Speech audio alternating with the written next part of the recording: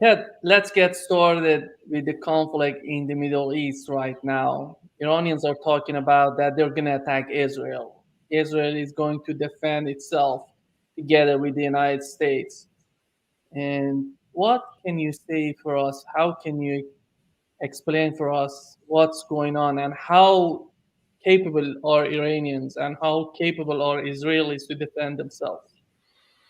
Well, I think those are unknown questions for me, but I can explain to people uh, what are the issues that I understand and how they could play a significant role. So, for example, we can look at the amount of damage that, let's say, a 500-pound explosive munition can do, and I can explain, for example, um, what, what is the accuracy, what is the probable accuracy of ballistic missiles versus cruise missiles, and how these different weapons may or may not be used by the Iranians and defended against by the Israelis. And I think in the broadest and most simplistic terms, I can expand on this, of course, and will. Um, in the broadest, most simplistic terms, I think the Israelis cannot realistically defend against any of the ballistic missiles. The Iron Dome and the other systems like David's Sling are really very marginal systems. Even if they have a modest intercept rate, the intercept rate will be so low that it won't make any real difference in determining the outcome of the attack. What is more likely to determine the outcome of the attack is the capabilities of the offensive missiles that are being launched. And we don't know, of course, who's going to be involved, but it's most people think that Hezbollah will be involved in a significant way. And if the numbers of missiles that people arbitrarily claim that Hezbollah has is close to the numbers that are real, um, they could do quite significant damage over Israeli society. They could not destroy Israeli society. That's a different issue, but it would be they could do a lot of general damage in Israel, and it would not be something that the Israelis could ignore or walk away from. It will be a problem. The number of people killed will hopefully be small, although there will be people killed if it's a significant attack. And the main reason that it will hopefully be small is the Israelis have a very elaborate sheltering program. And the sheltering program includes, first of all, the people are alerted to it. They have practice in it because they've been constantly under attack by missiles from Gaza. And those missiles will generally be less destructive than what Hezbollah could potentially bring to bear. But the measures you would take to protect yourself are very close to are basically the same. And in the case of protecting yourself when a ballistic missile attack occurs, if you're in a large building with numerous apartments, everybody knows that what they are supposed to do is go into the halls and best of all stairwells, which have been intentionally reinforced against the explosive effects on the building. And as the munition is not so explosive that it takes down the whole building, which incidentally, in the case of some of these munitions, could happen. I think it's less probable, but it could happen. The construction techniques that the Israelis have employed because of their constantly being under attack have required that buildings are strengthened beyond what you would normally find in many societies. So hopefully there will be no large scale building collapses, given that some of the munitions could be 400 or 500 kilograms. that's a significant munition. And if it goes through the roof of a building and penetrates and then detonates, it could bring down, a relatively well reinforced building. So, and if that happens, the only thing you can hope for is that the central components of the building, uh, the stairwells in particular that are highly reinforced, will survive and people will not be injured. In private homes, the uh, un, the likelihood of a ballistic missile warhead landing on top of a home is low. I mean, this is easy to say because I'm not there. If you were there, you would take it very seriously and understandably. But if you just do a dispassionate probabilistic estimate, um, the most likely outcome in places where buildings are largely wood frame or unreinforced brick or granite buildings would be to knock down walls and maybe cave in roofs, unless it was a direct hit. And if you were in such a building, you're required to have a safe room, a room that's built to a high level of reinforcement requirements, so that a bomb doing heavy damage to the building will not do enough damage that if you're inside this room, that you will be killed or severely injured. And all homes are required to have this structure within them. And if people use them and take this seriously, and I suspect they will in this case, then casualties can be enormously reduced. If people are outside, there are things, for example, in a playground, you might have a large um, concrete pipe that's of a diameter close to that of the height of an adult. And there might be two big concrete panels at each end, but with space between them. So you walk behind the concrete panel and into the shelter. And unless you're extremely unlucky in a situation like that, that will also provide you with a high level of protection. And so Israeli society is in a good position to limit casualties or killed and injured if people follow the rules which they have been educated to over the last few years. And my own reaction is that's good. I mean, there's a political message that these two countries are trying to send to each other, but the less life that's lost on all sides, uh, and I think I'm talking about Arabs, Iranians, all most people are going to be innocent among those who are injured or killed. And I think the best outcome is if we can keep the casualties low, even if the damage is relatively high.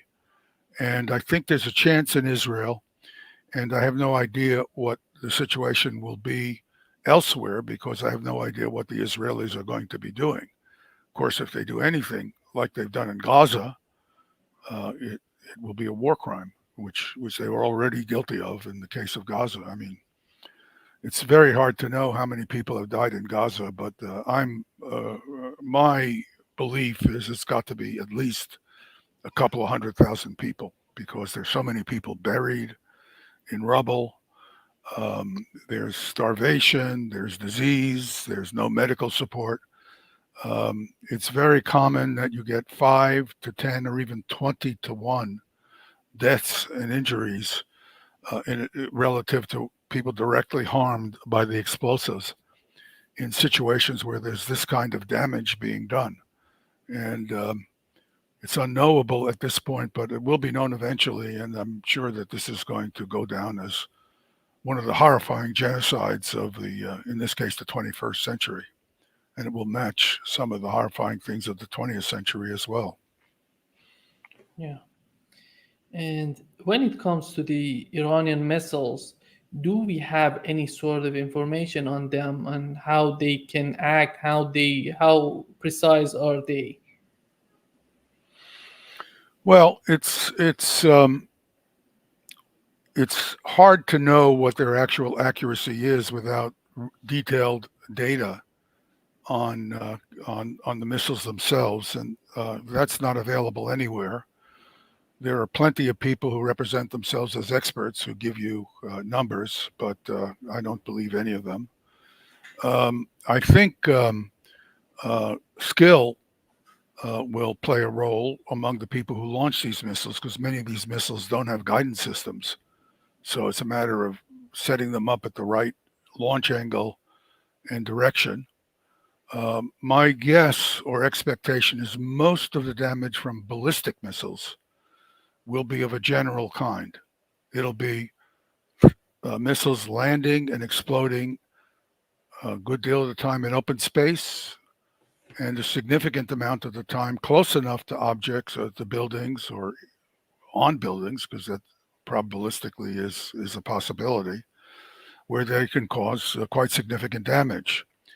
The kind of longer range ballistic missiles that Hezbollah has have significantly have significant warheads on them. The short range missiles, um, many of them that have been flown from Gaza, typically have warheads with not a lot of explosive charge, 6 to 10 kilograms of explosive charge. So, just to give you a feeling, if a missile like that comes through the roof of your house and explodes, it'll kill you.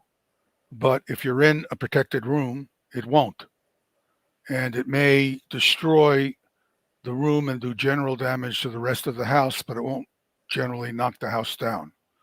So that's a 6 to 10 kilogram explosive. And that's mostly what the Israelis have been seeing.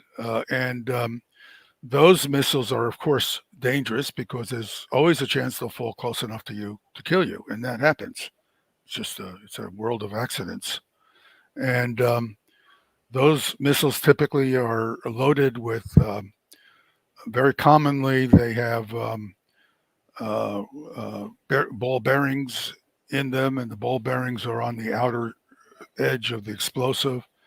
And the explosive generates a very violent shock wave. The very violent shock wave launches the ball bearings out at a high speed, probably at a speed close to a kilometer per second. So these are high speed things. And of course, the range at which those ball bearings can be injurious or even kill you is significantly larger than the range at which the blast pressure and its effects can kill you.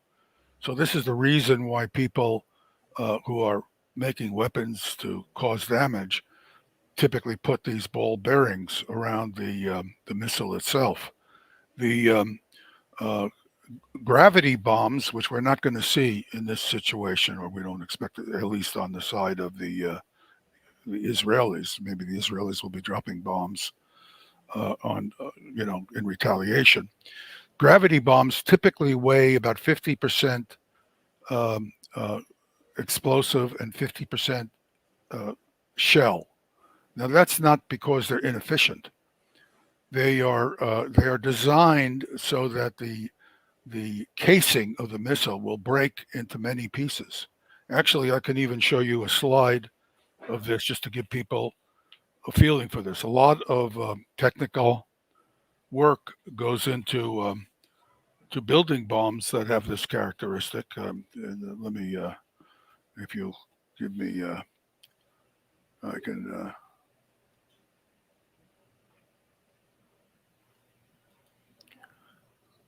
Here is a gravity bomb, and it has a casing. And can you see my arrow? I don't Yeah. know. Yeah, that's good because Let me see. No, I cannot see. you can see not see the arrow, so you can't see No. that that I'm pointing at. Okay, well that's unfortunate, but so the bomb on the left there's a bomb, and you can see there's a yellow, deep yellow, almost orange region. That's supposed to be explosives.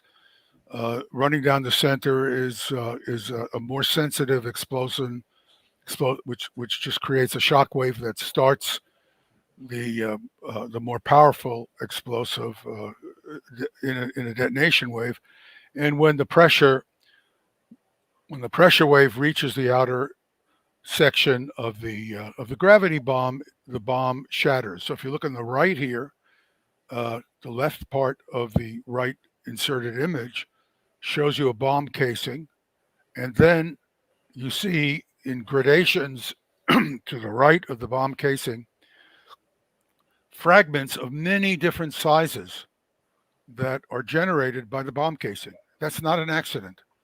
Uh, the metallurgy of these bomb casings are very, very elaborately worked on. So they're not just something people put together. So, for example, pipe bombs that are put together by people who just want to create an explosion and hurt people, but are just getting a pipe out of, let's say, water supply. Those typically do not generate a large number of fragments because the metal has not been treated carefully to generate large. So these weapons are much more problematic and lethal from the point of view of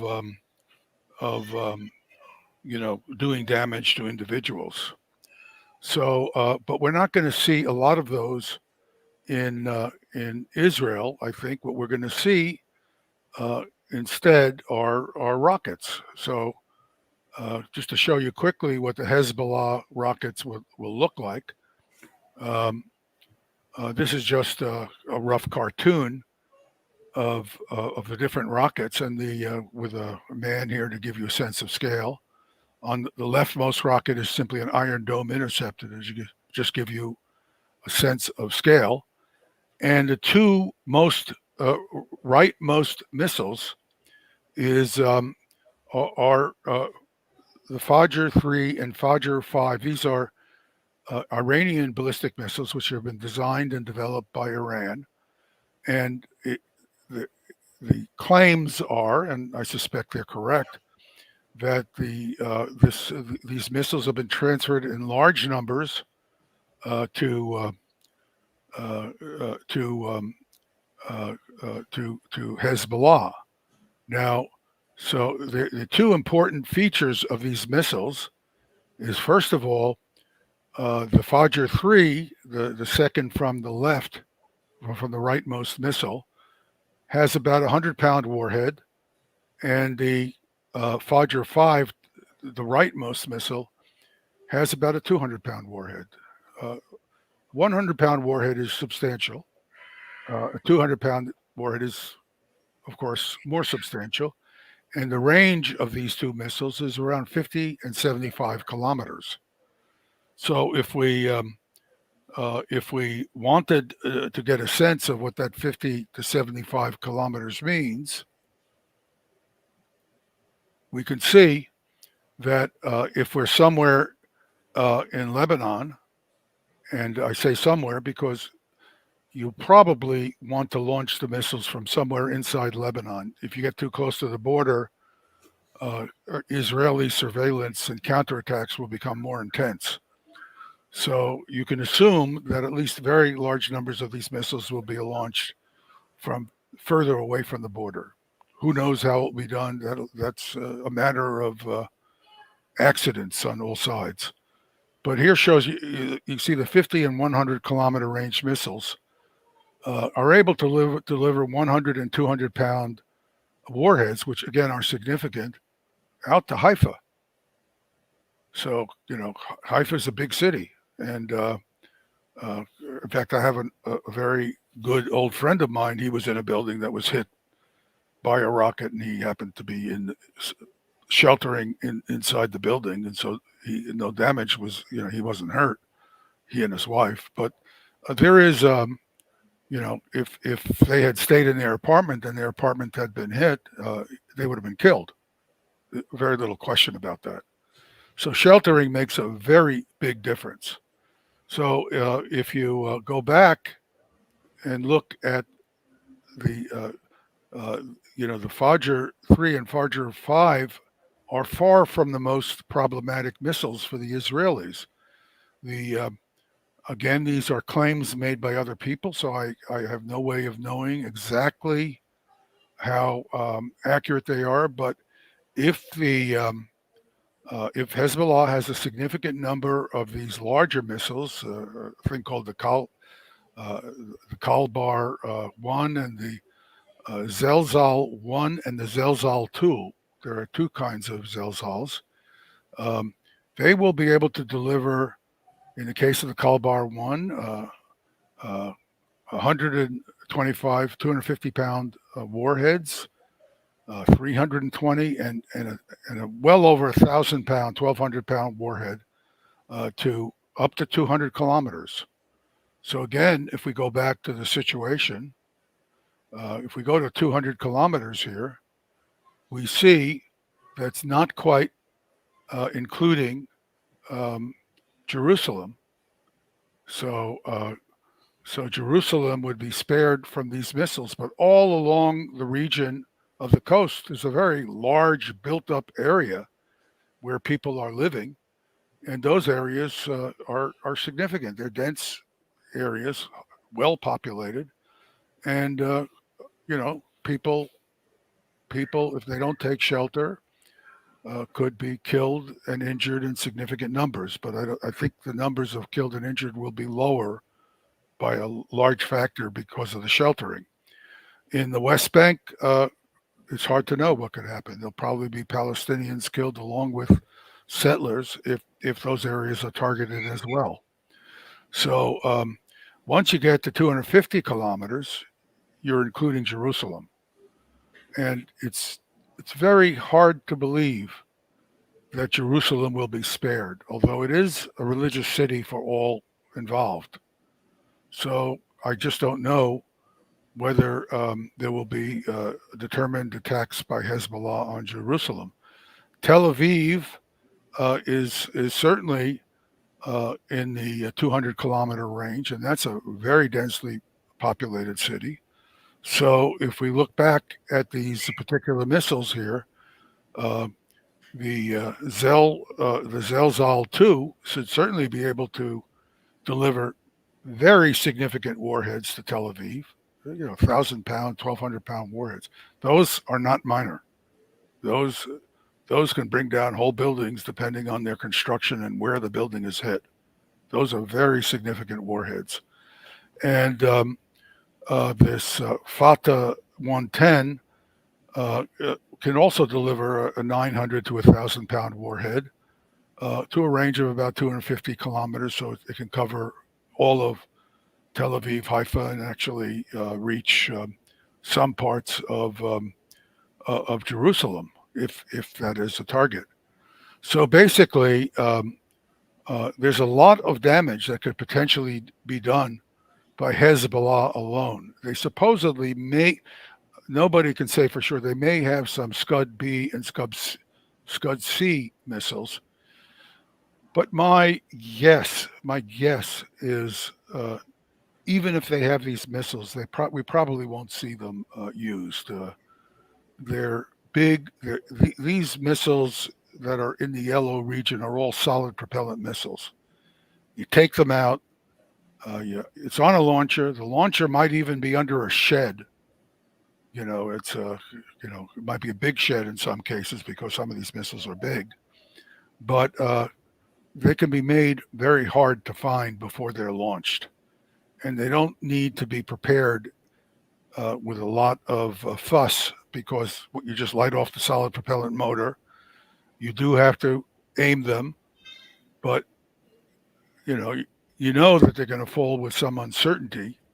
So you cannot be sure that they're going to fall on a specific target. If you're aiming to do damage, let's say to a government building, these are not the choice weapons to use. You'll want you'll want to use cruise missiles of the type that Iran has. I'll discuss those a little later. So if you want to get a sense for what the problem with these bombs is, let me just uh, jump to slide 8 here, and I'll just show you. I just want to show you a little bit about what a 500-pound bomb can do. 1,000-pound bomb can reach an area of about 20 or 30% larger radius. So the radius doesn't grow in proportion to the yield of the weapon, although the area tends to grow. Well, I won't. Let me not go into that because it's. So here's a 500-pound bomb. It's a German 500-pound bomb that was found in London in 2017. It was unexploded, and you see these bombs have good longevity. This bomb was exploded, and you can see that there was a complete demolition. I'll show you what that means. Of anything within 35 feet. Shows you maybe 150 to 200 feet was the radius of in the lower right corner. You can see the dust cloud, the debris cloud, and in that debris cloud of 150, 200 feet, the blast pressure is high enough to knock down a wood frame house. And there'll be a lot of fragments too. The fragments can do significant damage if it's a bomb. If it's a missile, the missiles tend to be mostly explosive warheads. They don't want to carry a lot in the larger wars. At least this is what we saw in the Gulf War of 1991, when the Scud warheads had very thin shells that had more explosive in them rather than carrying a shell. I don't know what the design of these Iranian warheads look like, so I haven't had a chance to look for evidence of that. But here's what a 500-pound warhead does to a house. You can see it just completely demolishes that.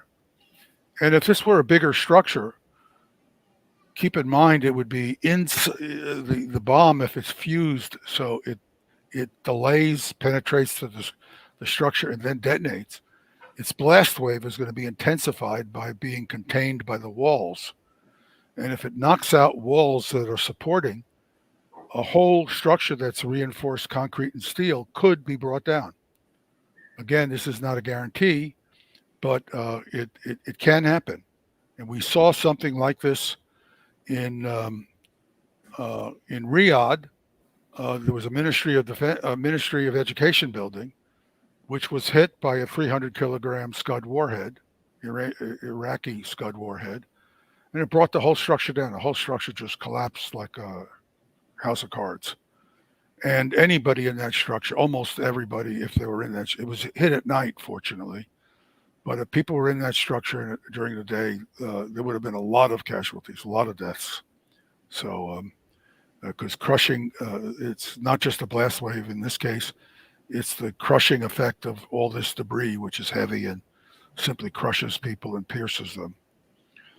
If you wanted to get effect, I can send people slides if their interests are macabre enough. This is just a general set of data that tells you what a general purpose bomb can do, and Scud warhead would have twice as much. Scud warhead or these other warheads may have twice as much high explosives, but a factor of 2 in the total yield is not a big deal given all the other things that are happening. You don't know the structure, you don't know where people are. There are all kinds of factors that play a role in determining the destruction. So this is good enough to get a general sense. And you see out to about 100 feet, 30 meters, you get a blast over pressure of about 5. If you look at the left scale, which is logarithmic, if you look at the bottom number is 1, the next number is 2, 3, 4, 5 pounds per square inch. There's a scaling, an expression for scaling to different weights of explosives and ranges. And you can see out to about 30 meters for a 500-pound bomb, you're going to get a 5 psi knock a wood frame structure or unreinforced brick building down. And if it were a 1,000-pound bomb, you get out to about 100 and maybe 30 or 40 feet, so maybe 40 meters. So it's a big deal if you're in the target area, but it's not when you're looking at the general problems of damage, it's not especially big. But the real question is the effects of the accuracy of the targeting, given that you have 500 or 1,000 pound warheads on these rockets, because the rockets are inaccurate. And in principle, if you're a very advanced weapon state, you can build rockets with that claim accuracies of 10 meters or 20 meters. Those are really for the most advanced states. You're talking about states like Russia, the United States, maybe France or Britain. But if you're talking about a typical ballistic missile, um, uh, the accuracy is going to be several hundreds of meters, at least, maybe more than that. So what I've done here is I just took a satellite photograph of Washington D.C. The building that's in the center, but slightly to the left, is the Capitol building. If you look carefully, you can see the Capitol dome, and to its right is the Library of Congress, and the Capitol building is about 100 meter along its short side. So if you want to get a sense of distance here, it's about 100 meters. So if I postulate, as I did in this next slide, that the target is a house. So this is soft. This is a soft target. This is not going to withstand as much blast as these other big reinforced buildings. If that were my target and the accuracy were 100 meters, which I want to underscore is a very high level of accuracy, much higher than is probably the case. The accuracy is shown with this yellow circle, but let me explain what it means. The accuracy. This is known as a circle of equal probability or circular error probable. This line, circular line around the target, intended target. So this, I'm assuming this target is intended. We're shooting at it, and what this line shows is that half of the warheads with 100-meter accuracy are going to land within this circular area, and half are going to land outside of it. So that's what the 100-meter accuracy means. Only half will land inside it. So I did a little computer experiment. And you can see the hit points. This is just one example of a random computer experiment where there was 100-meter accuracy, and I just shot at the target. And then I show you the range at which 5 pounds per square inch would be enough to knock this structure down. It's around each of the hit points. And you can see that most, in this case, 2 actually hit the target. Maybe even 3 would have done severe damage to the target. But all the others would have been too far away. They would have done damage to the target. You can be sure the target would be severely damaged. Walls, you wouldn't want to be in it because it would be hit multiple times with shock waves intense enough to cause significant structural damage, but not so intense to knock the building down. But keep in mind, if you were firing into this area with 100-meter CEP or accuracy, you could put the warheads in. You could create general damage in an area by just taking advantage of your accuracy, which is what you would be doing if you had this level of accuracy. So basically, the bottom line is I would expect that the missiles that Iran would be launching toward Israel, the ballistic missiles, not cruise missiles, would have enough accuracy if they were targeted into certain areas to fall within many hundreds of meters of each other and do significant damage out to a range of maybe 50 or 100 meters each, but then do general damage multiple times in the areas in between causing significant general damage. Knocked in windows, knocked in doors. Some buildings may collapse if there are multiple bombs falling in the area nearby. And so it would be a very significant level of damage. If people took shelter, as they're supposed to, the numbers of people killed would, would be much, much lower, very low relative to what would happen if people did not take shelter. So it's extremely important that people take shelter. Uh, uh, Most people would be killed by collapsing structures around them. If a warhead lands close enough to you that you're killed by the shrapnel and blast wave, there's not much that's going to help you. But those regions are small in area. A lot of people, the majority of people, get killed and injured by flying debris that's generated by the target area. So if I have a warhead that's high explosive, but it doesn't have a shell casing that generates a lot of fragments, it can generate a lot of objects from the breakup of structure around it. And those objects will be traveling at high enough speeds that if they hit you, they could easily kill you or severely wound you. So you want to be away from the flying objects. And if you go into these protective areas or you get low on the ground, just get on the street, get into I mean, for example, in London, during the cruise missile, the V1 attacks in 1945 and 44, you could hear the buzz bomb coming because it had one of these pulse motors. The motor would be on and then it would flip off and just make a buzz. They called it a buzz bomb because it sounded, you could hear it. And these were very primitive cruise missiles. They carried about 1,000-pound warhead, maybe 1,500 or 2,000. I think there was about 1,000 pounds, but could be 2,000 pounds. And you would hear the bomb coming, and when the motor turned off, the back ailerons on the cruise missile would turn the missile into a dive, and it would come to the ground. And it was typically about 7 seconds between the bomb engine turning off and the thing coming down and hitting the ground and exploding. This was a big bomb. I think it was 2,000 pounds when I rethink it.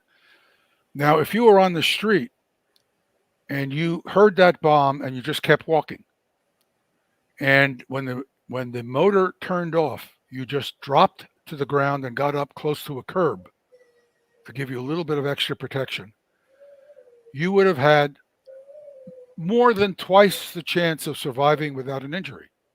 You would have doubled your chances of surviving without an injury by simply falling to the ground and getting up against the curb. So taking shelter is really an important thing to do when one of these bombs goes off near you. Now, obviously, if it falls on you or very close, you're not going to be helped. I mean, a lot of people would be killed anyway or injured. But there are ways of protecting yourself, and it's very important that all people, whether they're Palestinians or whether if they have any warning, seconds of warning of one of these things coming in, they really should get on the ground, as close to the ground as they possibly can. The chances of surviving the consequences are very significantly higher. So anyway, now, what if the Iranians in particular want to do damage to specialized structures?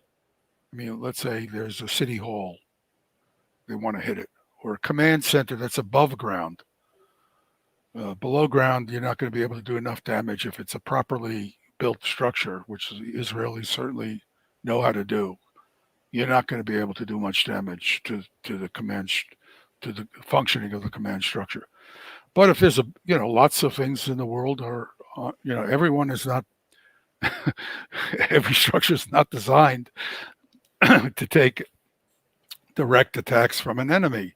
And that's why we generally live outside where we get light and trees and, beautiful things around us. So there are going to be lots of structures that are meaningful to a society.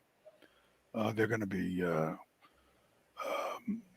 bureaucratic centers. They're going to be hospitals. If you want to do what the Israelis did in Gaza and attack hospitals, I would certainly not in any way suggest that that's an appropriate target ever. Although unfortunately the Israelis have chosen to do that. But there are lots of things you can attack if you have enough precision, if you want to. And so one of the things you could do is use a cruise missile. Let me show you an example of a cruise missile.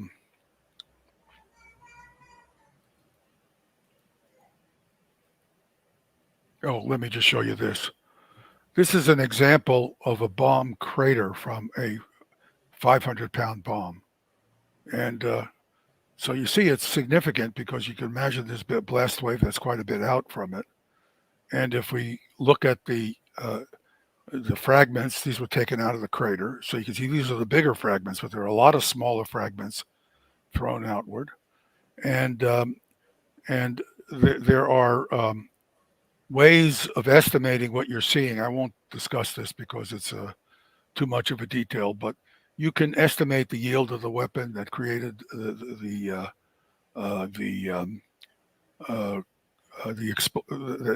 hit the surface and created a crater. So you can do things like that. There's enough data to do that. So the next question is the cruise missiles. Well, I'll show you that we have real data. We have real data from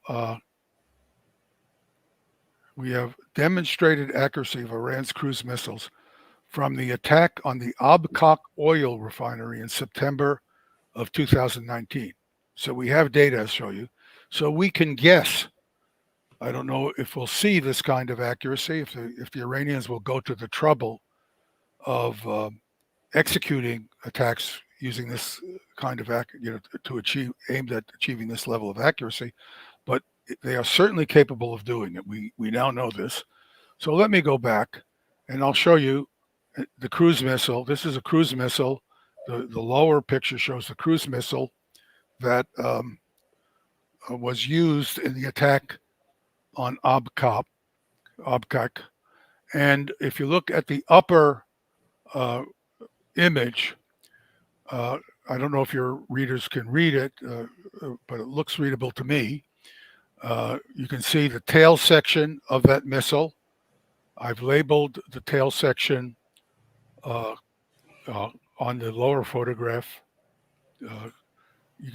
The section behind the tail section is a launch booster, which it drops off the missile.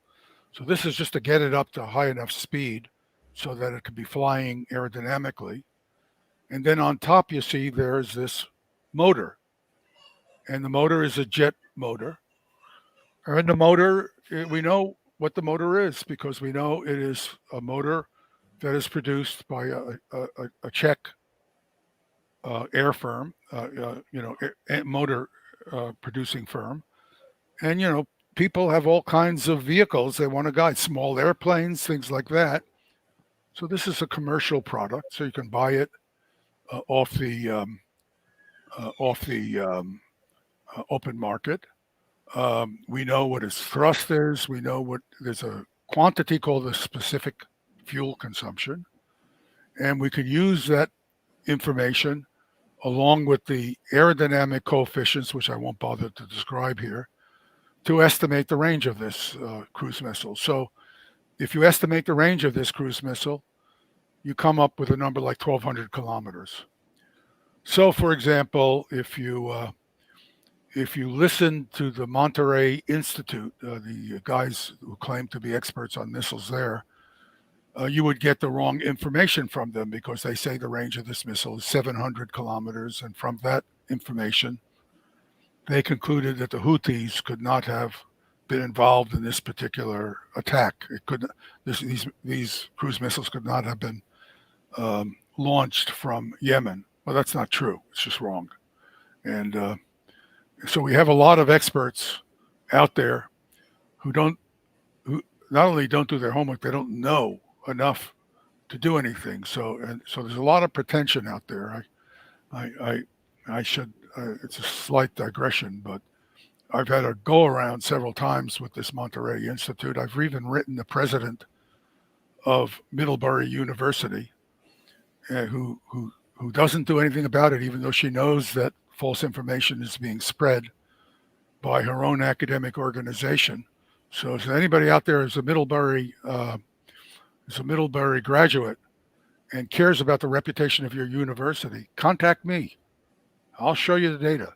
This is not right that a university president of a university that has a middling to good reputation as a university should be promulgating inaccurate information in the name of science and technology. But that's another discussion.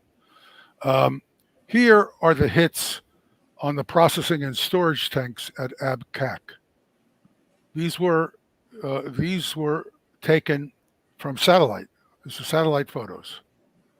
So you can see that there are holes in the tank at exactly very close to the same fixed locations. Well, how could you do this with GPS guidance? I mean, the GPS guidance doesn't have that level of precision. Might be 10 meters, but if at 10 meters, you might have mostly hit them, but not all the time. But so I asked myself the question: is there something else in these homing missiles beyond GPS guidance? So what I did is I took an image of undamaged tanks. These are the images, and I said, well, let me make one of these undamaged tanks. Assume it's a target, and I have images of it from a satellite. Now, there's a technique that is very well known in engineering signal processing. It's called cross correlation. I have my hand here, and I want to find out where the center of my hand is with a device that doesn't have much physical resolution. So I have an image of my hand inside the device, and I just scan back and forth with that image. And eventually I reach a time where the hands are, where there's overlapping and there's a lot of light coming through. I just measure the overall signal passing through the matrix and so I can do that mathematically, but I need a lot of computation capability and I need a good image sensor. So is that plausible? Can I use this image on the right as a template, and what kind of accuracy do I get? Well, here, these peaks on the left show you the correlation, how accurately I can find the center of this image relative to the three images I was looking at. On the right, I'm looking straight down rather than a three-dimensional plot. And if I go to the next to the next image, you can see that the precision I'm able to get from a satellite photograph is good enough to place these weapons with very high precision, similar to what we saw in the Abqaiq raid.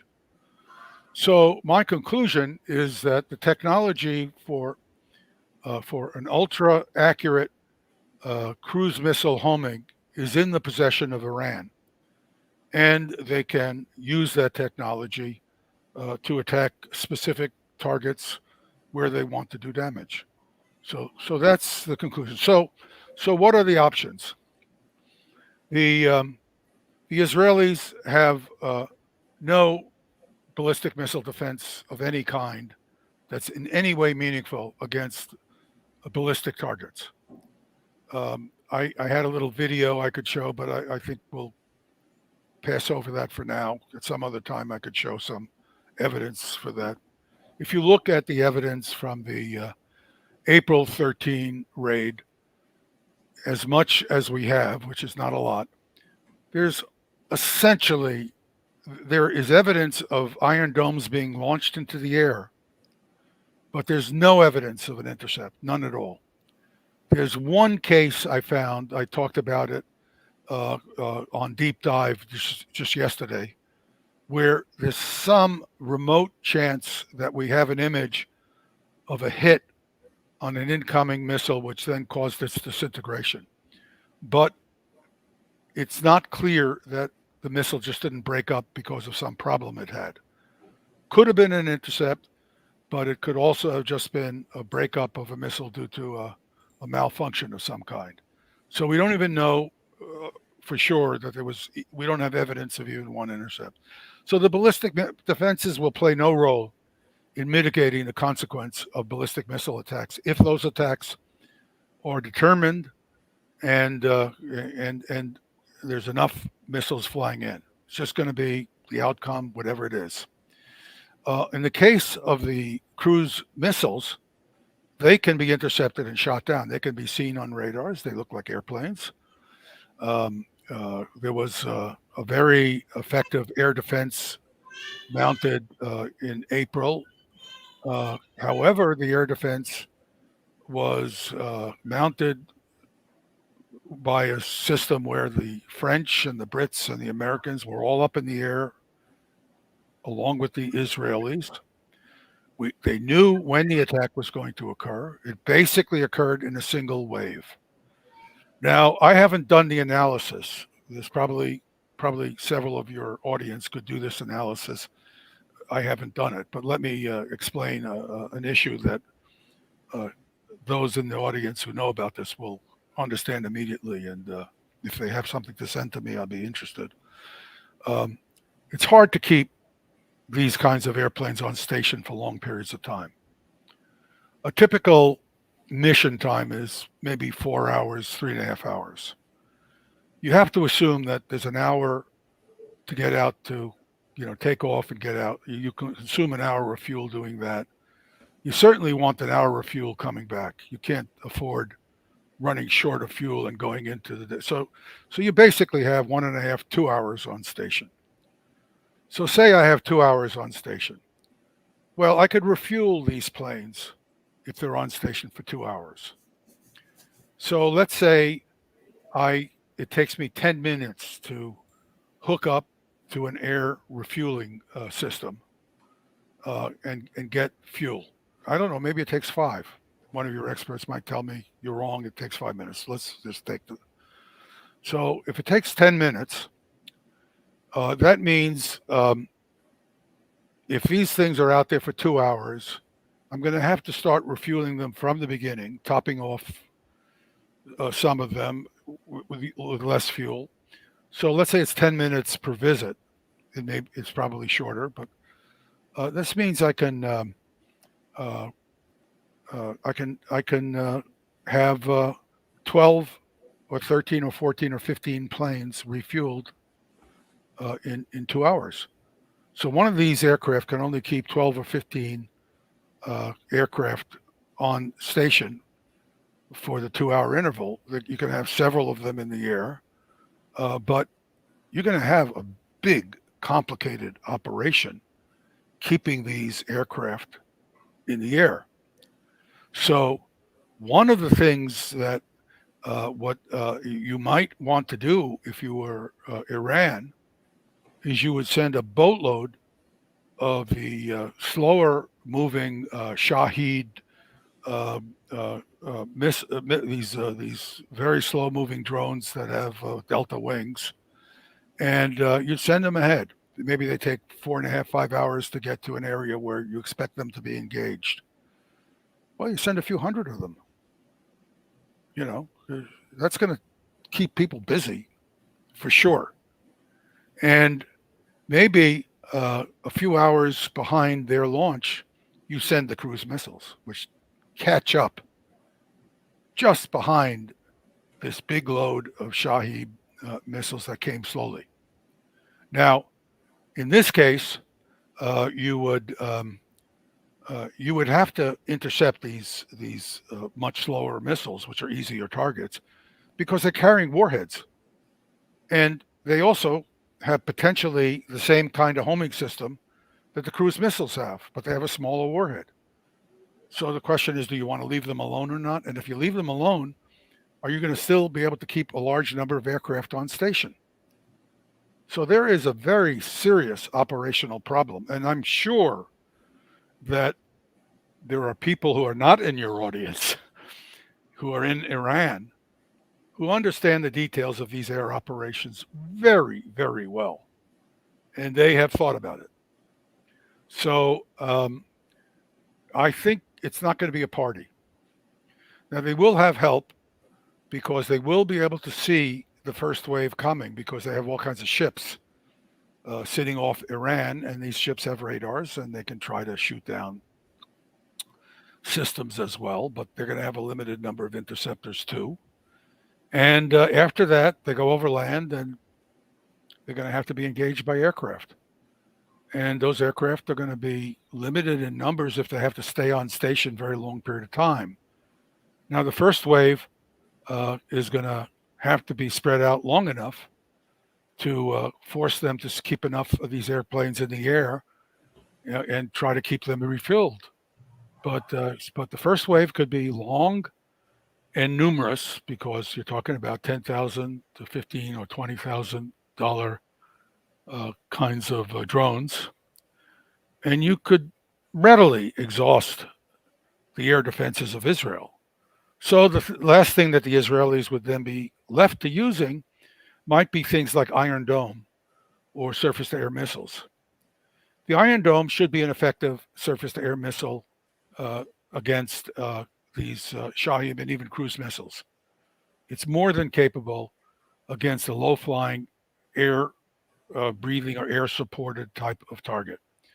So if I were the Israelis, I would not be using Iron Domes like they did, like they were launching in the first attack to show, I don't know what they were trying to, machismo.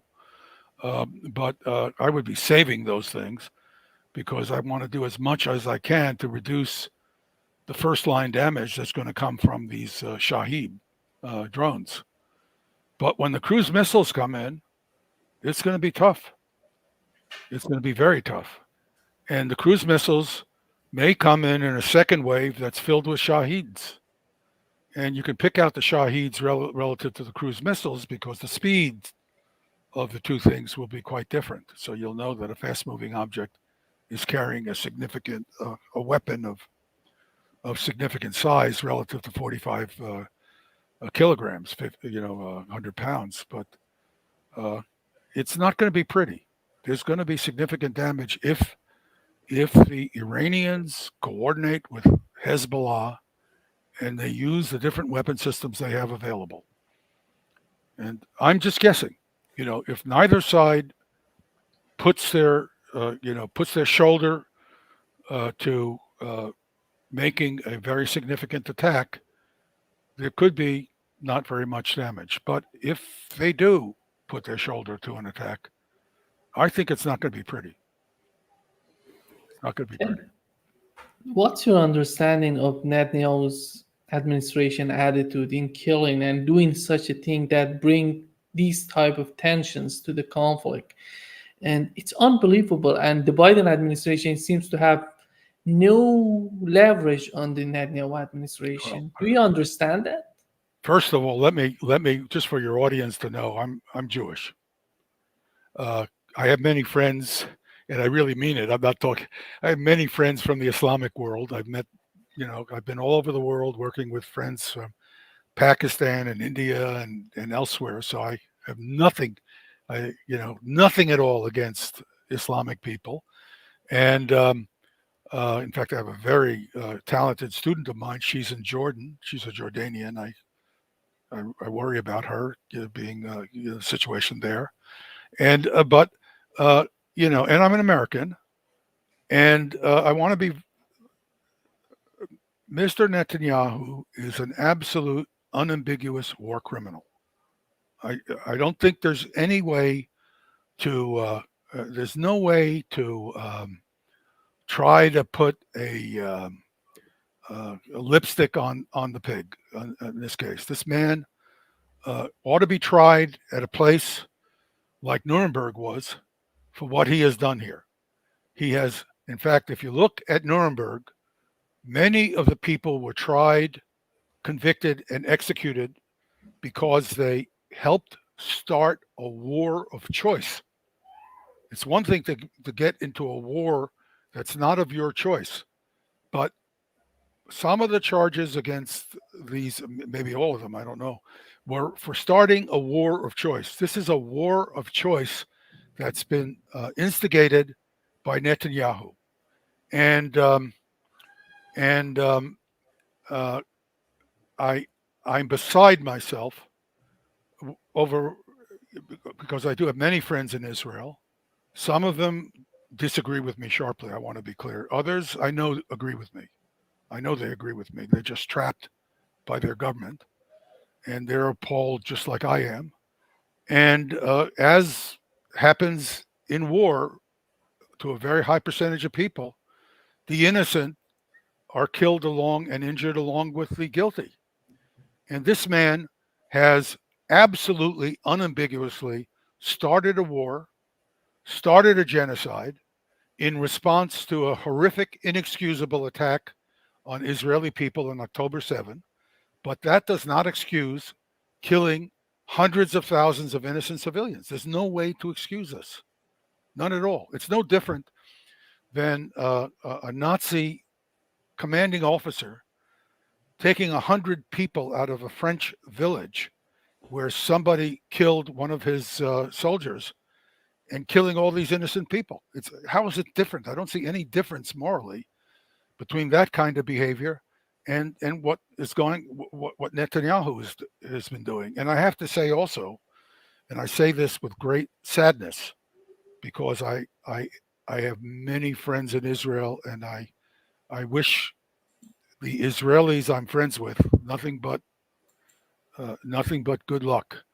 Um, uh, uh, I It's shameful that so many people in the Israeli government have not stood up and said this is absolutely unacceptable. In the past, that has happened in many of the things that have gone on, and I'm sure it's happening and being kept from the public as well.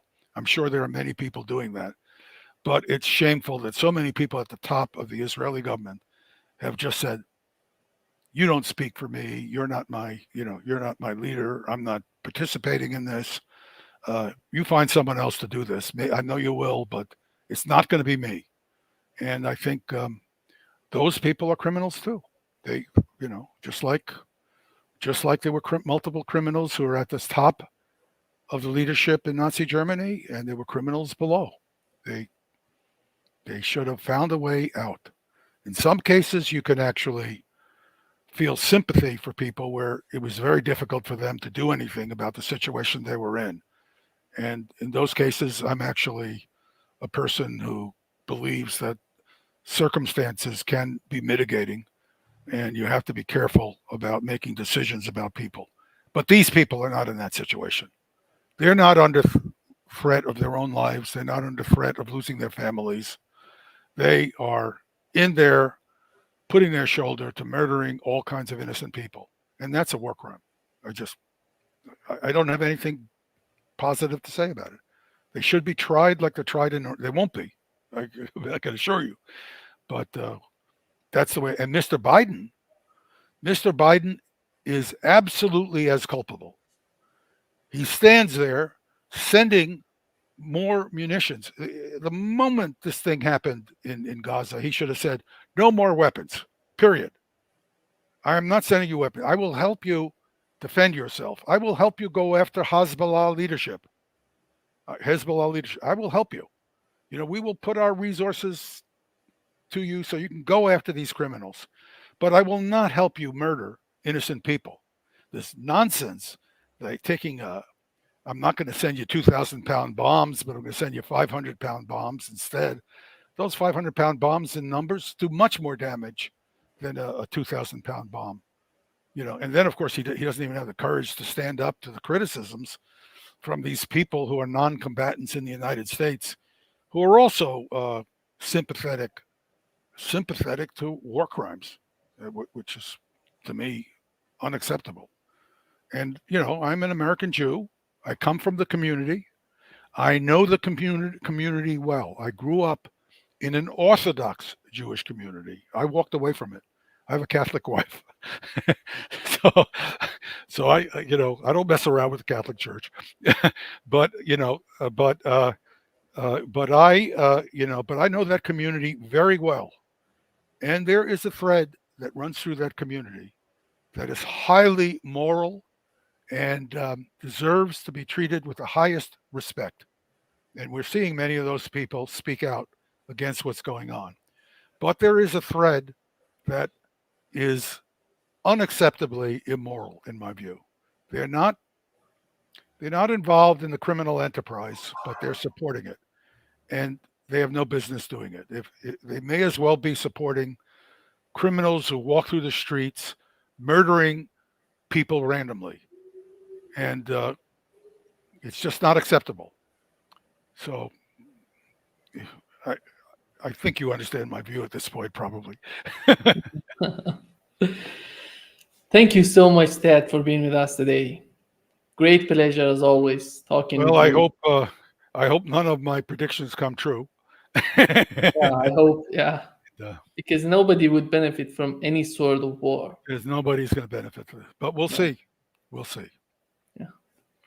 Thank you so much. Thank you. Bye bye. Bye.